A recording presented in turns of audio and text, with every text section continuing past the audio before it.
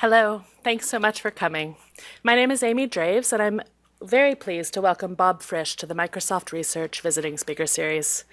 He's here to discuss his book, Simple Sabotage, a modern field manual for detecting and rooting out everyday behaviors that undermine your workplace. Bob is considered one of the world's leading strategic facilitators and is the author of several high-impact articles for the Harvard Business Review, including When Teams Can't Decide, which was named as one of their 10 must-read articles on teams. He has authored Who's in the Room? How Great Leaders Structure and Manage the Teams Around Them. Please join me in giving him a very warm welcome. Thank you. And thanks also to the people who are participating online. It's hard to know how many people are here and how many people are there, but to those people who are there, welcome as well. So after this was booked, I came up with the headline, Who's Sabotaging Microsoft? I figured we probably would have needed a bigger room to have that topic. But actually, that's the topic. The topic is, are there people today on this campus who are inadvertently, in some way, actually sabotaging the success of the corporation? And why would that be, and what do you do about it? It's an interesting topic. So the jumping off point is this book. In 1944, the OSS, which was the predecessor of today's CIA, published a book called The Simple Sabotage Field Manual. If you go to www.simplesabotage.com, you can actually download the PDF. It's in the public domain. It's an old book. And it was kind of the, like I won't say a hacker's manual, because hacker means something in this culture, but the hackers who do bad stuff, what do you call those people? The disruptive hackers, right? It was a manual for people to, they translated a number of languages, they dropped it behind enemy lines, and it became kind of the manual for how to slow down the Axis from within. The resistance movement in Europe was very active, and it was something that was put in their hands to try to figure out how do we slow down the Axis war machine. They talked about sabotage as, lots of people doing small things, hindering the efficiency, and if you have thousands of people doing this, it could be an effective weapon against the enemy, sort of how to fight from within. And most of the ideas were kind of in the sand in the gas tank variety. Most of the manual, this one here is, ruin the warehouse stock by setting off the sprinkler system. You can do it by, tapping on the sprinkler head with a hammer or holding a match under it. Again, it doesn't take an Einstein to figure out that's how you do it, but if you have a laborer in a warehouse looking for what can I do, okay, so when somebody's not looking, just bang the sprinkler head and all of a sudden, the warehouse full of uniforms or whatever is destroyed. And lots of people doing lots of these things behind the lines over time would deteriorate the effectiveness of an organization. That was the theory. So they published this manual and they dropped it behind it. It's actually a very interesting book to read. And I wasn't kidding about gas in the sand in the gas tank. This is a section on sand in the gas tank. And literally it says, whatever you can put in, 1 pint of liquid to 20 gallons is sufficient if salt water is used. So literally, it was the things that people could do to help grind down the war effort. How to destroy an organization within consciously from members of the resistance. Well, one page, when I saw it referred to somewhere, it's kind of an obscure document. It's gotten a lot more downloads since our book came out. But it's out there. The government printed it, and now they declassified it, made it available. But one page caught my interest. These were the 8 tactics to disrupt an organization. So if you want to disrupt an organization, what can you do? And again, we're going to talk about these 8 because these form the chapters of the book. Things like insist on doing everything through channels, never permit shortcuts to be taken in order to expedite decisions. Or bring up irrelevant issues as frequently as possible. Mine is refer to matters decided on at the last meeting and attempt to reopen the question or advisability of the decision. So I'm a management consultant. I work with leadership teams. And so I started showing him this page. And everybody laughed like, that's my company today. I see these behaviors happening all the time around me every day. So you have to ask yourself the question, if these are the things that the OSS said somebody should do to bring down an organization, why are they pervasive today? And what do you do about it? So I got together with my partner Carrie Green, my friend Rob Galford, and we said, we're kind of looking around for what's the next book. My first book was on the structure of senior executive teams, a really great book for about 600 or 700 people. Very sort of specific book. But, we always I want to do a book that had a broader audience, and Carrie did as well, and Rob had done a few. We said, well, maybe this would be an interesting topic. Let's try to figure out, are these things really going on as much as we think they are? The chuckles after you show the list is one thing, but are they as pervasive as we think? And if they are, do we actually have anything to say, or could we talk to people who do have something to say about what do you do about it? How do you basically either identify them, root them out, inoculate yourself against these behaviors if these are the very things that bring down a company? Because we're going to assume, by the way, conscious sabotage, we're going to assume that away. If somebody did come here intending to do damage, we're going to put that aside for the minute. This is unconscious, inadvertent. They don't mean to do it. It's just happening today. So the first thing we did, naturally, we took a survey. We're quantitative people. So we set up a website. We set up a survey. We got about 225 respondents, primarily U.S. companies at this point, senior to mid-level executives, and said, here's a list of things. How often do they adversely impact your organization's performance, right? And a significant say, frequently or constantly. When they saw the list, they're just like you. I see these things all the time. And then we actually said, do they have an impact? So some people said, well, modest. But most people said noticeable. And, 40% said substantial or destabilizing. These are things that are very real, taking place in companies today that are deteriorating their performance just as the OSS designed them or codified them to intentionally destabilize performance, right? We also have a list, and there's a couple of new ones here. We're going to talk about one today. We added a couple, one of which was not available to the OSS in 1944, called CC everyone in order to inform no one. We'll be talking about that this morning, right? So there were some tactics that weren't available in 1944, right? But we asked, and we said, do you see this in your company? And all of them were recognized at least 50% of the time. There's no one of these that's only relevant to a small portion of the population. These are fairly pervasive, fairly impactful, and pretty widespread. We said, okay, so let's go ahead and think through this. So we did the book. It's gotten some nice reviews, which we're very fortunate about. It came out in September. So I want to talk a little bit about these tactics. Now, when you came in, people who wanted to, there's some sheets in the back. For those of you who are watching from your desks, you may want to take some notes on your own. I'm going to go through these, including the three new ones, the three modern tactics. I just ask you very quickly, just make a little note to yourself. Just make a little mark. We're not going to collect these. Sometimes we use wireless keypad voting. I'm not going to ask you to raise your hands because there's 5 cameras in the room. I don't want to embarrass anybody. But just make a note for yourself of either, have I seen it? Have I been a victim of it? Has it been done and it impacted me? Or may I have done this? Might I actually be a perpetrator of this particular kind of sabotage? So as we're going through them, it's just handy to keep track, because I'm curious, we've noticed in some organizations, some are more pervasive than others, and some are harder to root out than others. So I'm going to talk about each of these a little bit. I'll go into depth on ones that you guys decide to go into depth on to the time limit that we have, and then we'll do some questions and roll on. Sound like a worthwhile way to spend some time? Okay.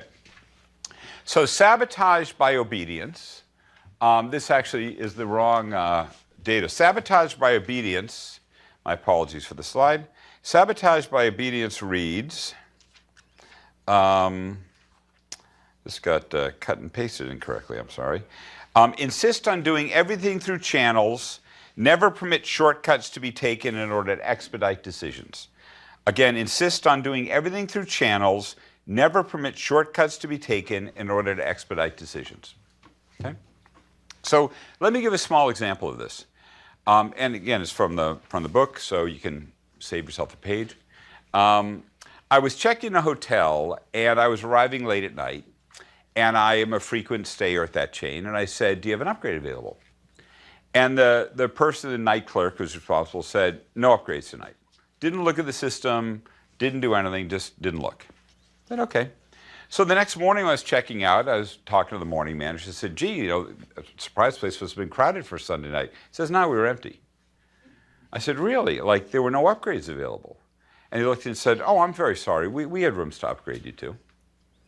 And I left a somewhat dissatisfied frequent stayer of that chain. I felt like, and I realized that the person the night before may have been distracted, may have been lazy, may have said, it costs an extra $5 if we upgrade because they drink the free waters or it takes a little extra to clean up, the nicer rooms. So I'm going to avoid that cost and I'm just not going to give out upgrades, right? So if you think about that, he was a saboteur. He held by the book. The book is you showed up, you're paying for a regular room, you're getting a regular room. I'm not going to bend any rules for you. Just, go stay in your room. Hope you have a nice day. And I was a little unhappy they didn't make the effort to sort of stretch it a little teeny tiny bit and see if it might be available. I stay in that hotel quite a bit.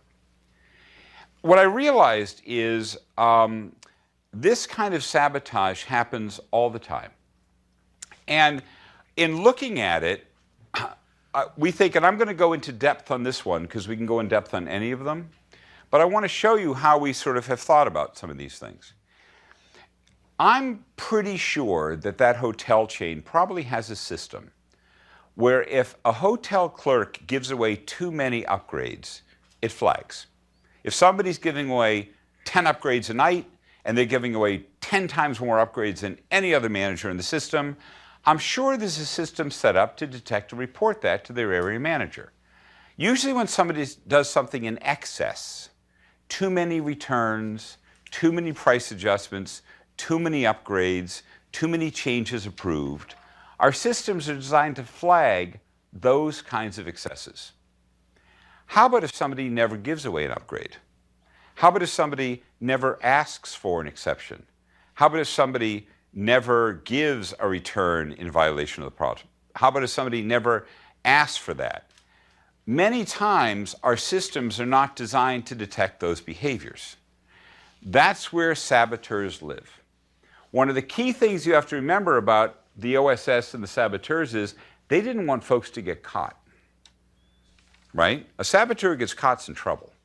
So you have to have behaviors that are either hard to find, right? Somebody in a deep corner of a warehouse hit a sprinkler head with a hammer and the things went off, right? Or you have to find things that, if they're done, have a lot of deniability to them.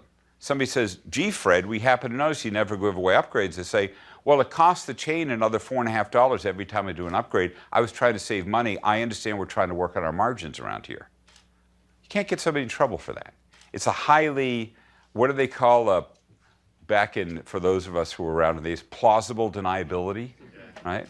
Plausible deniability. A saboteur should have, in the best case, plausible deniability. The easiest rule to have is, I always follow the rules. I just don't make exceptions. Don't ask me to. And by the way, I don't really appreciate your making exceptions. We have rules, they're here for a reason, and I'm not going to be a cop, but don't ask me to do something that I think is wrong. I just went to this lecture about how we're watching our margins. Every free room, we give away snacks and water. That costs the chain $6.50. I'm sorry, I'm supposed to be watching my margins around here. I'm very careful who I give an upgrade to. That person might get applauded for that behavior. I walked away unhappy, right? They diminished my relationship. They sabotaged my relationship with the chain. Inadvertently, hard to detect, but very, very real. So again, I think if you look at your little score sheet, like, do I see it? Does it happen to me? Do I ever do that? I think you'll find this is one of the most pervasive forms of sabotage. People following the rules to the nth degree, not showing flexibility, Hard to call them out on it. Hard to say you're sabotaging this effort. What do you mean sabotage this effort? I'm just following the rules. You're sabotaging the effort by not following the rules. So we'll talk a little bit about what to do about it. But this is an example of the kind of behaviors that people look at the list and say, I see that all the time, right? Now again, I want to show here on some of our thinking. On each of these rules, we talk a little bit about what to do about it. I won't have time to do that in every one. So I thought we'd go through the rules relatively quickly. I'd introduce them. And then if you look at your little score sheets and say, well, there's one or two I'd really like to talk a little bit more about, what do you do about it? We can spend our time on that. So what we recommend here is you have to look at your performance metrics and your incentives. Are you actually incenting people to do the right things? So again, if I just looked at what am I measuring, I guess I don't want people to give away too many upgrades because I flag that and I report that. But is that really the problem? Have I looked at the other side of the bell curve and said, do I care if somebody doesn't give any away? Well, yeah, I do. That would probably be a pretty inflexible person, not ever give an upgrade away. Okay, so do I want to actually set my metrics to report that to me? Do I want to see it? Because again, what we've noticed since we started talking about this is it is really true that the too few exceptions tends to be a very unmeasured, unmonitored part of the world. And the too many exceptions is where most reporting systems live. That's what they spend their time measuring, is too many exceptions, not too few. Does this feel familiar or comfortable to people? Again, I'm not asking for a show of hands because we have 5 cameras. I don't want to embarrass anybody. Right? You have to be a little bit careful about continuous improvement. So here's what I mean by that. We were with a client once, and we were talking about the goals and objectives for their call center operation. And they were very proud. They were answering the phone on average like 1.6 rings. And by the end of the year, they were going to get it to 1.4 rings. And the CEO said, how many people abandon like before 2 rings? And they said, well, people who intended to call us, nobody. I mean, everybody wait to it. Well, why are we going from 1.6 to 1.4? The answer is because we've been spending 10 years lowering the number of rings, and now it's year 11, so we're lowering the number of rings, right? There's some point where, like, enough is enough, like we're good, right? But again, is that sabotage?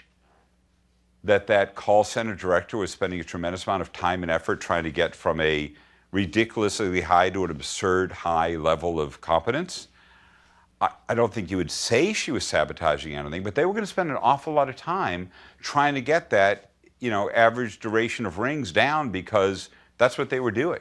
But in the course of doing so, she may have been sabotaging the organization because that money should have been spent elsewhere. Like, what do people say when they actually pick up the phone? Right? But a lot of money was being invested in the wrong metric. So it's always good to look at your metrics, and especially if it's something you've been working at for a long time, say, is it good? Like, can we move on? Can we start worrying about other things now, right? Tolerate mistakes. People have to be able to use their judgment. There's a very famous story, I don't remember, but one of the great historical business people, Woolworth or one of those folks, somebody made a very, very expensive mistake, cost at the time tens or hundreds of thousands of dollars, a fortune back then. And somebody said, are you going to fire the person? They made a terrible mistake. He said, that experience cost me so much. Why would I fire somebody I've invested so much money in? He's not going to make the mistake again, right? So to a certain extent, how do you let people use their judgment and not necessarily feel bound by a rule set? Because again, strict adherence to a rule set can be negative. And especially, take an experienced employee and put them through the new employee orientation and say, what are we telling people is important? What are we telling them they're going to get measured on? What are we telling them is important? That night clerk obviously thought that turning an experienced traveler away with an upgrade didn't matter very much. It's always useful to say, what are we actually training people to do? What are we telling them is important around here? And what are we telling them we're going to measure? And if you think about it, if you walked away and that's all you knew, what impression would you have of what I'm supposed to be doing around here and what the organization values, right?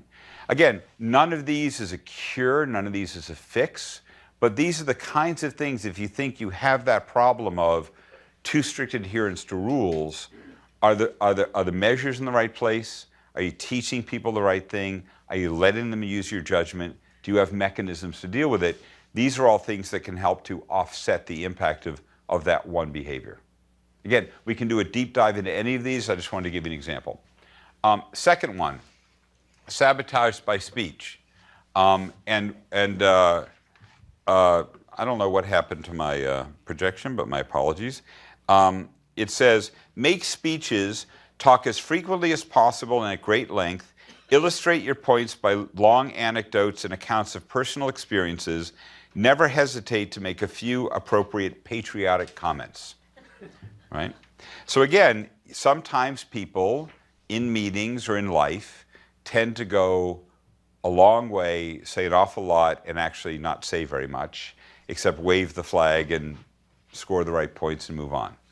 So again, can you say to somebody, well, you're impacting the effectiveness of the group by talking too much or speaking too much? You could. It's an awkward conversation to have. But it's a very, very effective way for people to get progress from happening. I know one particular executive, and when he meets with subordinates for a 1-hour meeting, 45 to 50 minutes is about whatever is in their brain when the meeting started, from whatever topic what the last meeting was about to the football game, and they actually get down to the business of the meeting in the last 10 or 15 minutes. I think it's a very deliberate behavior on that person's part, but the organization feels very little gets done. It's a hard thing to fix. Sabotage by committee. I do not know what happened to my things. Sabotage committee says, when possible, refer all matters to committee for further study and consideration. Attempt to make the committees as large as possible, never less than 5. When possible, refer all matters to committee for further study and consideration. Attempt to make the committees as large as possible, never less than 5. Anybody keeping score here at home? Anybody see this behavior? Constantly, right?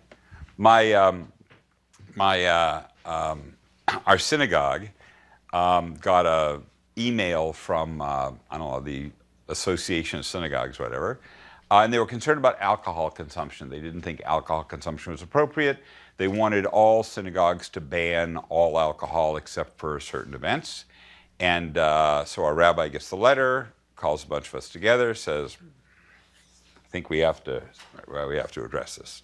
I think we have to take this very seriously. I think we should talk about it at the next board meeting. I said, we should have a special committee.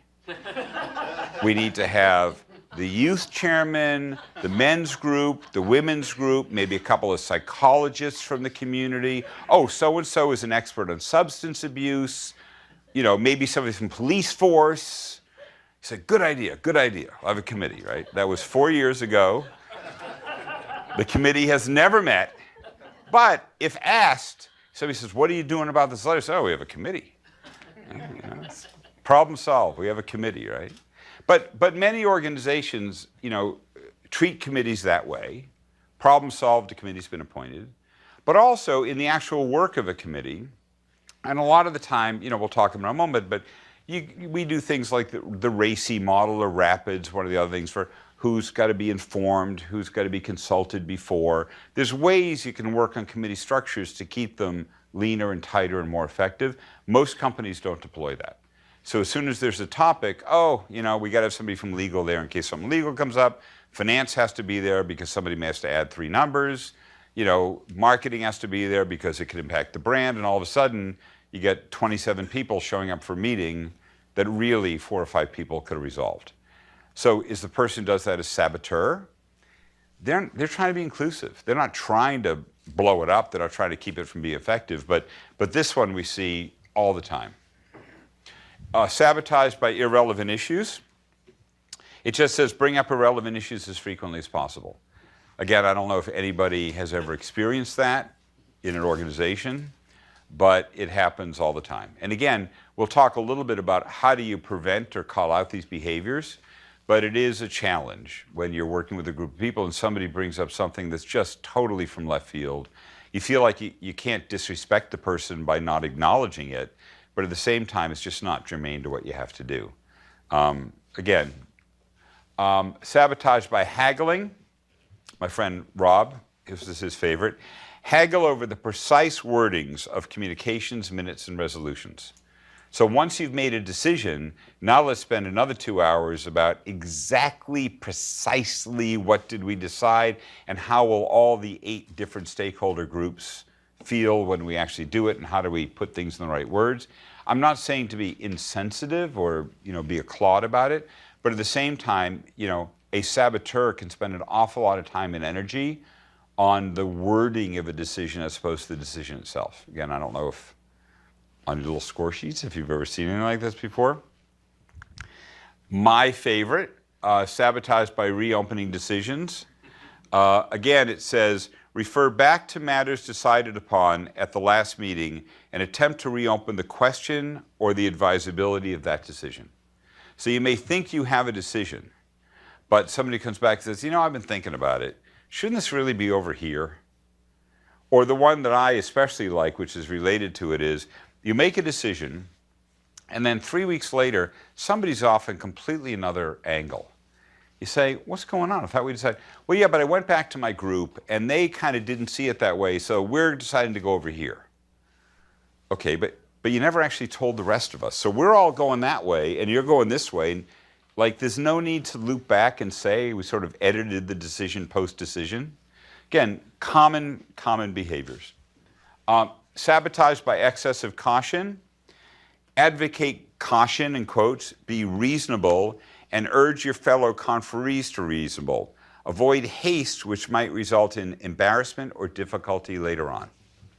So again, trying to avoid decisions or getting back to decisions by just continually being the person putting on the brakes, saying, is this too much? Do we have to go this far? Are we overreacting? Should we think about this some more?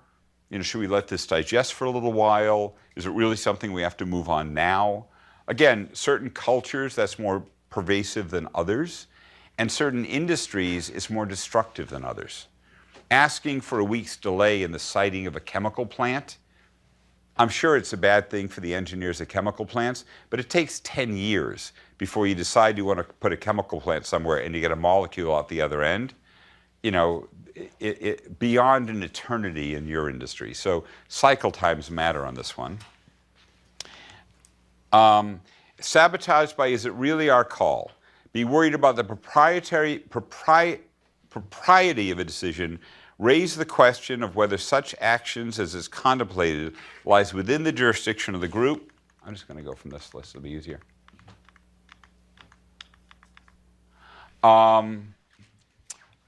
Be worried of the propriety of a decision. Raise the question of whether such action as is contemplated lies within the jurisdiction of the group or whether it might conflict with the policy of some higher echelon. Now that we've made a decision, did we have the right to make this decision? I don't know if that ever happens. You can measure, if I have keypads, I'd get what you really thought. We see this all the time.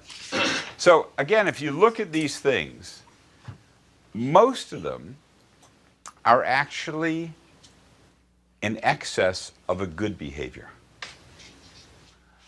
Following rules, right? Doing things through channels, that's a good thing, right? You can't have anarchy, you have to have rules, you have to have channels, you have to have processes. That's how organizations are run, right? You don't want people to talk too long, but if people never say anything, that's bad. We're always getting coaching about speaking up in meetings, having people know your opinion. It's good for people to participate. That's very positive. Committees are great. People shouldn't make arbitrary decisions unilaterally as dictators. You should bring other people in, seek their counsel, seek their advice. What's the matter with the committee? Nothing wrong with that, right? Irrelevant issues? Okay, irrelevant issues, fine. But it's never good to get right down to task. Some of us are told, when you start a meeting, don't go to task right away. If there's a big football game, it's always good to say, how was the football game? Right? Even if it's not your natural tendency. We're taught certain people like to socialize. So, not bad. Haggle over precise wording. People are going to ask us what this means. Vacation's going to start this day. What time's it going to start? Going to get out at the regular time? Going to be a couple hours early, right? Everybody going on vacation or just certain kinds of employees, right? people are going to ask us. We may as well be precise so everybody knows. Reopen the advisability. Well, you know, if I've been sleeping on something, I think it's a bad idea. Why shouldn't we talk about it again? You know, just because I left the meeting, I've had a chance to think about it, talk to some other people. I think it's worth a second look. Let's just not go ahead if people are raising. If my colleagues told me their concerns were locked in, I can't bring those in front of you or have a look at them. What's the matter with that, right? Caution. What's the matter with being cautious? What's the matter with being reasonable? What's the matter with taking your time before you make a decision? What's the matter with saying, well, maybe we weren't supposed to make this as somebody else who's more qualified to make it, or if they make the decision or feel they made it, they can bring more resources, make it stick better. Any one of these behaviors is a laudable behavior taken to excess. And that, I think, was the wisdom of the OSS, because plausible deniability all over the place, right? You can't take anybody else and shoot them. Remember, saboteurs got shot. Right? You get caught, you're shot. You get caught wrapping that thing. Now, if you're a plumber, you're trying to fix the system, you accidentally set it off, it's one thing. But if you're some employee who's banging around with a fire alarm system, you're going to get in trouble. You can't get in trouble for these. And they very much are behaviors that we're looking for inside our organizations. So, but wait, there's more, like the infomercials say. So we added a couple more because we thought we should. This is my favorite. CC everybody. Send updates as frequently as possible, including the distribution list of anyone even peripherally involved. Right? I don't know if that's happening in this organization. You've guarded against it, but you know, I remember when Murdoch, who was the publisher of, I guess, one of the British tabloids, somebody got caught hacking into the phone messages of the royal family. It was a big scandal over there. And somebody said, well, you knew about it. He said, I didn't know about it. He said, well, you got this email on this day and you opened the email. It was like a sentence in the 5th paragraph buried with 5 other topics. Oh, by the way. He said, he was not informed. They said, well, you got the email, you opened the email, you were informed, you read the email. Well, I didn't read that part of the email, right? So again, people CC everybody to protect themselves, to say, I informed you. But everybody knows if you get this barrage of, I don't know how many emails the average person in this room gets, but I bet it's a lot. And even with really good filtering, right, and the ability to put things into directed boxes by sender and all the things you can do, at the end of the day, this is a pervasive form of sabotage today. Well, I told you. You never told me. I sent you an email. Well, sending me an email isn't telling me. Well, kind of, sort of is. Sabotage by matrix accountability. Anybody work or have near them a matrixed organization around here? The greatest gift to consulting ever conceived. Hide accountability. You've noticed, by the way, I have yet to find a matrixed military. Just thought I'd point that out. Haven't found a matrixed army yet. Hide accountabilities within matrix organization so no one feels responsible for making decisions, right?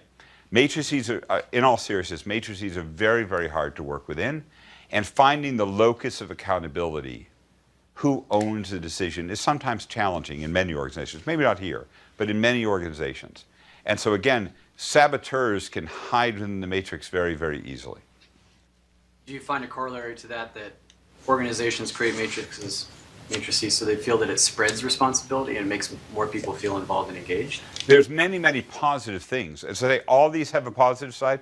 There's 100 arguments why a matrix is a terrific thing to do.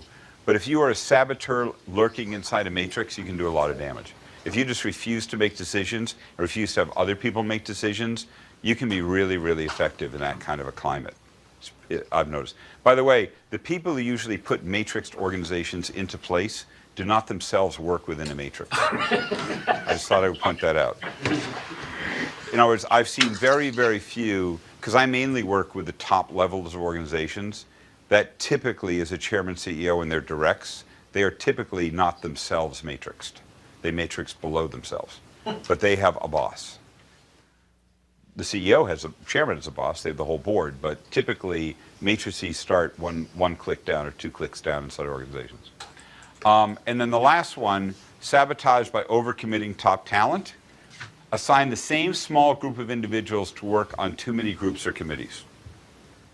I know every single time we're launching a set of initiatives and we talk about who should be on it, I've been with some of my clients for 10, 20 years, it's the same names over and over. And these are organizations with tens of thousands or hundreds of thousands of employees. Why is it only 12 people are qualified to sit in this committee, the same 12 people you put on every other group? I don't know if that happens around here, but it happens in most organizations, right? So again, these were not the kinds of things, this was not possible in 1944, there was no email. I think the most people, CC comes from carbon copy. Anybody here remember carbon paper? Okay, maybe 4 copies, maybe. In school, you know, how do you make a copy? The mimeograph machine? You know, so if you were going to copy something, it was hard to do. You could keep like a couple people informed. Today, it's, you know, matrix organizations actually were a post-war phenomenon. They were introduced in general, you know, sometime typically in the 50s, early 60s. We always had pyramid-shaped organizations until then. It's a relatively new creation. And this idea of overcommitment, top talent, this may have happened for a long time. We don't know, but I think if the OSS could have, they would have done this one. So what do you do about it? So I can't just sit here and describe a problem. So what do you do? So in our book, we talk about 4 stages. The first referred to as identify, right? Which is you have to acknowledge that they're present. And again, I don't want to ask anybody, but if you look at your score sheet and you look at the UX, all you have to do is sit a group of people down, talk about these things, ask them, do you see it? But you have to acknowledge that they're present. And by the way, you have to take any guilt, negative feeling, blame aside. They're pervasive everywhere. They're just ongoing things, right? The next thing is calibrate, which is what's our range of acceptable behavior? By the way, by identifying, you're actually allowing yourself to have the conversation. In other words, you're making it okay to talk about these behaviors in the open. So I'm not saying you talk a lot. I'm saying we have a problem in our meetings where too many people are taking up, you know, 10% of the people take 90% of the airtime. So what can we organizationally do about that? It's less threatening than, Joe, you talk too much. It becomes the systemic problems we're addressing. The second thing is calibrate. What's acceptable? What's okay? If we have a problem where a few people tend to dominate the meetings that they're in, we're not telling them you can't talk at all. What's acceptable? What's a reasonable way to think about it? Again, if you're giving the person coaching, you can say, you know, it would be appropriate for you to speak, but if you leave a meeting and you've taken up more than 25% of the oxygen in the room and there's 20 people there, you probably want to think about that. You want to get some coaching around there. You know, what's kind of the acceptable limit? Similarly with giving away my upgrades. You don't want to tell somebody to give away an upgrade, everybody shows up, but say, you know something, you should be giving away, you know, 10, 15, 20 upgrades a week. You haven't given an upgrade in 5 years. You should start giving them. Well, how many? I don't want to give away this. You know, give away 5 or 10 a week. See how it feels. So set limits for people beyond 0. What's acceptable? Remediate, right? Not only call people out, but let other people call them out. Make it okay to talk about these things. If somebody's continually sidetracking a meeting, if somebody's constantly going back and questioning things, you say, you know something? It's good to bring open issues, but every single time we make a decision, you're back at the next meeting questioning the decision. You know, we're having trouble getting stuff done. Make it okay to have the conversation and make it okay in your culture to call them out, right? So what a lot of people we work with do is basically, you know, through this vehicle or others, they start the education process. Everybody laughs. Everybody says we have this all over the place. Okay, let's make it okay to talk about it. You know, I think we CC too many people. Make it okay to send a message back saying, take me off the list. It's okay. Or send me a weekly or monthly digest, even better. I want to be a once-a-month person, not an every email person. Can you do that for me? Again, it's not that I don't want your emails, it's not that I don't like you, but I get 600 a day. I can't process it. Give me something I can process. I want to stay in the loop, but not as in the loop as you have me. Make it okay. And again, replace it with a better practice. How about a weekly or monthly digest of the activities of the team instead of copying everybody every time you are deciding whether it's going to be bagels or donuts at tomorrow's meeting? Like, I don't need to do that, right? And inoculate, right? Put your performance management systems and your metrics in place so that you are starting to evaluate and judge the positive behaviors that you want to have. If you want to give people the right to be a little bit flexible around rules, then you should reward that through a variety of places, make process changes to know it's not got out of control but give people a comfort zone, and say, you know, one of the things we're going to be asking about is, did this person show flexibility and accommodation and meet people's needs? Did they make success happen despite the system? And you can all think of examples where people have done that. They've put a measure in place to, again, with a limit on it, to start to reward a behavior that, again, left unchecked might be a bad behavior, but they wanted people to move more in that direction. Right? And even to say to somebody, you know, look, you haven't participated in a lot of meetings, or maybe somebody over-participates, you know, we've talked about it, you're taking up too much airtime, it's an issue, it is destructive behavior. As your boss, I'm going to be watching it, I'll be giving you feedback on it, and it'll be part of your performance appraisal. You know, are you actually able to monitor that, or do you insist on hijacking meetings or taking up all the airtime? And so what we found is, again, if you think about it, one of my authors, Rob Galford, wrote this book, The Trusted Leader, and this is his contract, which is you have to show you understand it, you have to set guiding principles of how this company wants to operate, keep to them. The most important thing is have really honest conversation.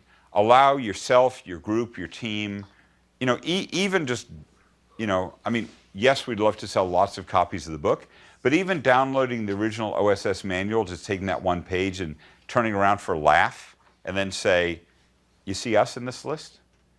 I mean, is there anything we're doing in this list that we ought to be talking about as a team? Even that just gives you permission to be able to open up the dialogue. Okay? So I can go in depth on any one of the tactics, or we can just take questions, whatever you'd like to do. We have about 20 minutes left. All right?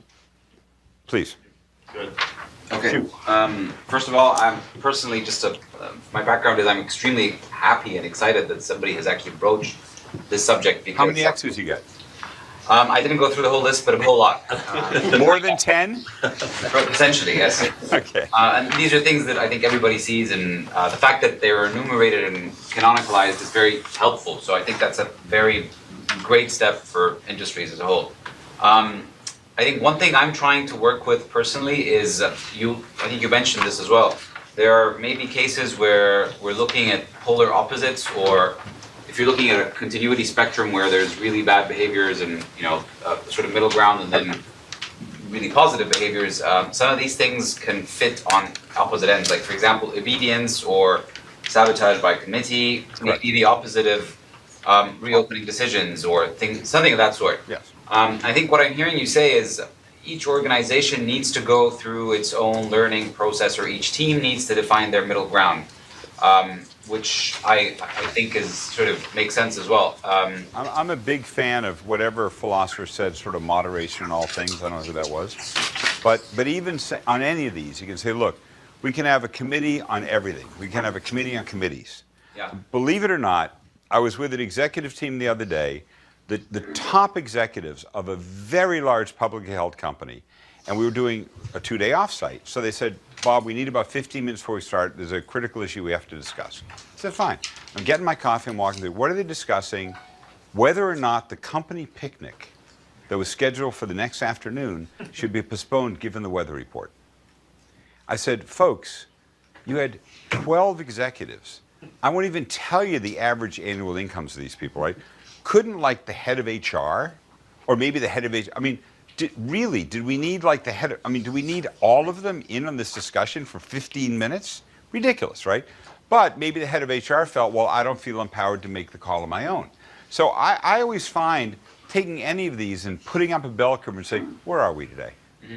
Do we have too many people making autocratic decisions without asking anybody? Or do we have too many committees that are bound down and can't make a decision about anything because nobody feels they have a right to make a decision? Where are we and where do we want to be? I think that's anytime, because these are, we're deliberately painting them as polar opposites, but the behaviors are polar opposites. And I think, again, we're only measuring one side, typically, of that curve, and the other side is where the danger is. So we're not worried about too much autocratic behavior. Saboteurs don't do that. Saboteurs hide in committees. So that's the part we are worried about in this book. There may be other books about too many people being autocratic. That's another topic for next month. Do you want to do follow-up, or how do you want to do it, guys? So Go just ahead. a quick comment. Aspirationally, I think this is a great step forward in terms of identifying where the middle ground is.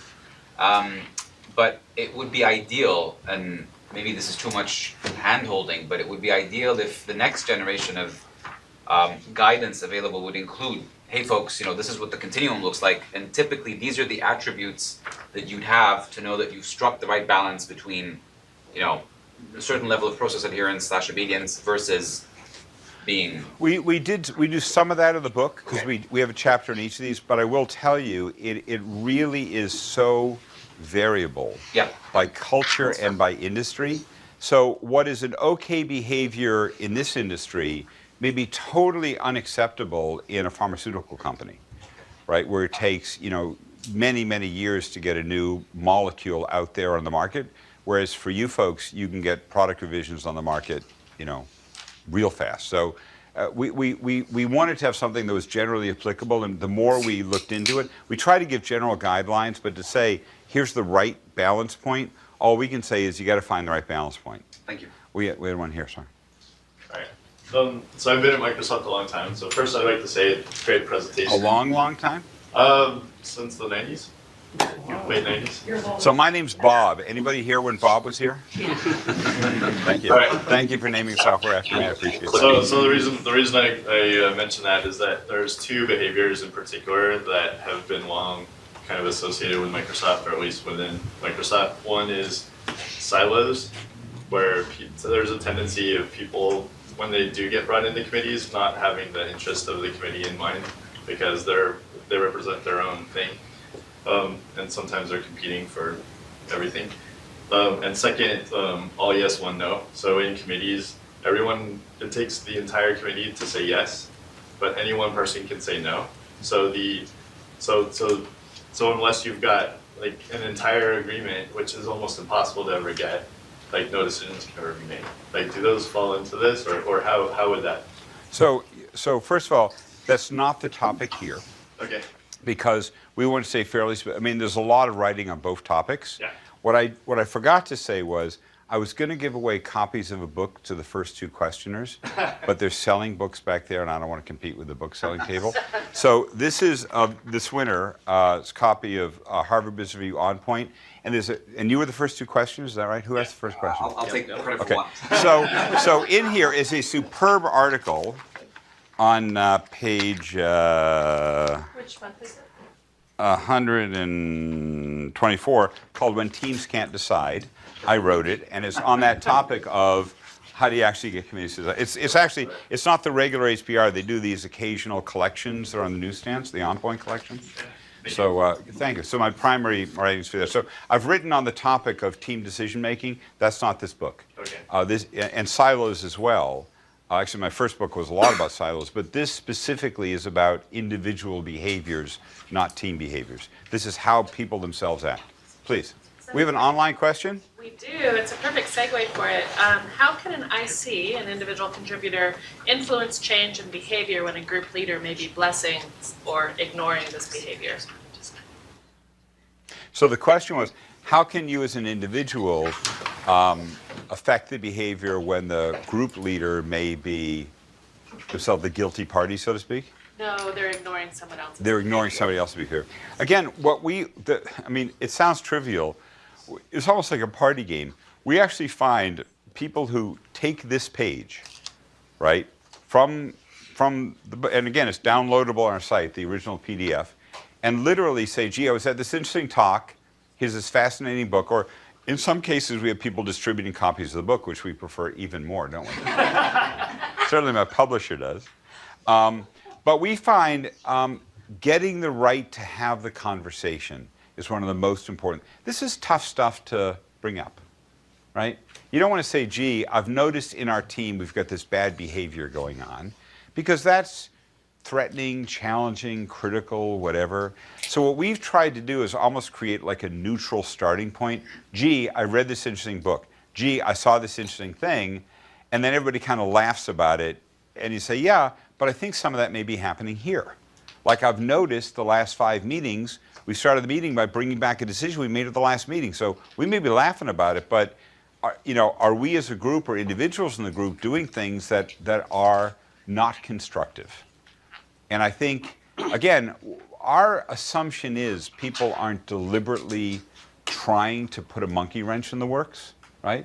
I actually do not believe that any of the thousands and thousands of engineers inside Volkswagen intended to bring down the Volkswagen Corporation with their recent issues with their software.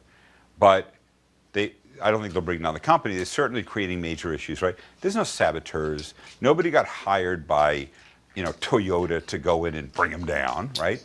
It's just things within their company are bad behaviors. These are bad behaviors, but they're excesses of good behaviors, and they're hard to detect, hard to smoke out, hard to talk about. But we find the beginning is just the acknowledgement, making it okay to have the conversation. That really is the starting point. Please. I was wondering if, by noodling on this subject a bit, have you come to any observations or thoughts on why certain organizations or certain individuals self-sabotage beyond just the naive being dumb? Is sabotage rewarded in certain circumstances and therefore subtly encouraged? I think that's a very good question. I would actually say it's more like when people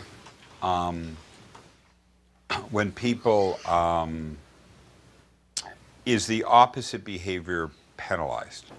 In other words, if somebody makes a decision and doesn't bring it to committee, and that person has some public fallout from that decision, the answer is, okay, all the people who everything goes to committee and won't make a decision without a committee, it reinforces the bad behavior. Say that's what happens if you go over there, right? If you don't haggle over the precise wording and something happens and legal's like, I can't believe this went out because you use this word and not that word and you shouldn't have done that. The first time you get your hand slapped, you tend to go behind the lines really, really fast and really hard. And the people who wanted to do that are like, aha, I told you. So again, erring on the side of caution is just an easy thing to do, particularly the larger, more bureaucratic the company. And what has to happen is, leaders have to point out that there's a cost to that. And it's like trying to drive with the brakes on.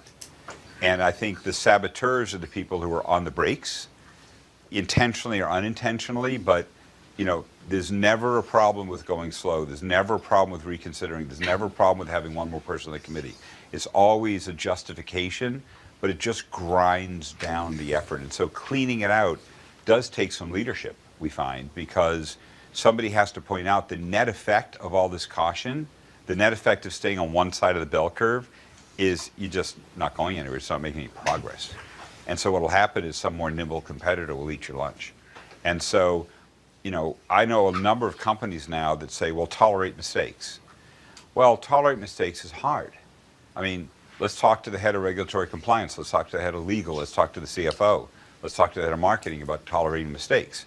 And they can cite 15 mistakes that were made that they wish hadn't been made. But yet, if you're going to have a fast-moving, nimble culture, you have to build risk tolerance into it. So there is risk moving off any of these. I think you just have to acknowledge it. And the counterbalance of not taking the risk is you have an organization that's just slow.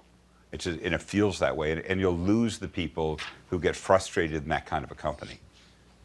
So it tends, unfortunately, it's a self-reinforcing thing. There was one more, but you're not going like this yet.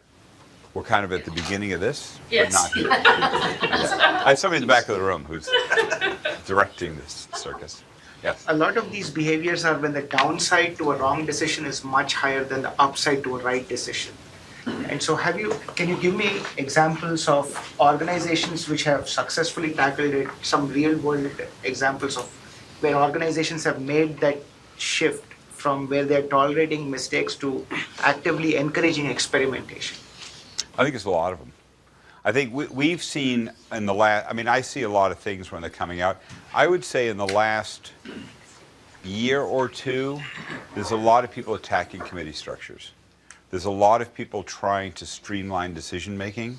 There's a lot of, I mean, you know, Bain and Company has their Rapids model, and we use the RACI. I mean, people have various ways of mapping accountability and decision making inside companies.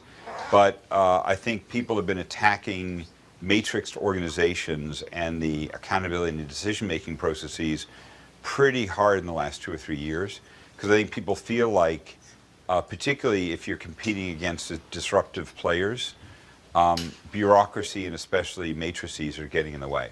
They're keeping response time down. So I'm seeing a lot of people starting to move very heavily in that direction. Any specific examples that you can share with this group here? That would be relatively hard, but What was the question? I can share. The question is examples that have sort of worked on, companies that have worked on kind of their nimbleness lately and tried to speed up decision making and be able to move faster. That was the question that came up. I mean, I'm hard pressed to think of one that. Well, I'll give you a very good example. I was actually at a speaker the other day from General Electric Corporation, and they're moving their headquarters from Fairfield to Boston. Is a very deliberate cultural shift on their part. They're trying, you know, they're very much an information-based company now, and they see themselves as much more into software than industrial. And I think Jeff Immelt has been fostering a major culture change inside GE, and the moving their headquarters is sort of a capstone to that. So I'd say GE is a very good example of a company that's been trying very hard to get their speed of decision making, the reaction time way up real fast. I think they've done a great job at it, actually. To help you out, Bob, there's a slide deck out there called the Microsoft Story that has a brilliant section on culture. And we are in the midst of a cultural change, really addressing half of the items on that list. And so if you want a real home, get to your own face deal, go read that, because it's the leadership team over and over and over trying to transform the company away from a lot of these things, to the point of failing fast, failing early, how to... Anybody in the room who'd like to arrange for me to have a meeting with those folks, I'll give you 5 copies of the book. I'll endorse one to your dog if you do that for me. I'd be more than happy. Dear Spot, hope you enjoy the book. One more question? We good? Okay, so this will be available online. We have a site, simplesabotage.com. We have a little survey that I'd be very interested in your taking. It's anonymous. We don't identify the companies. We also have a download of the original. Books are for sale here. I'll be signing them later, and I'll be around for some discussion for a few minutes. I'm not in any great hurry to leave. So thank you for your time, and thanks to our home audience. I'm sorry about.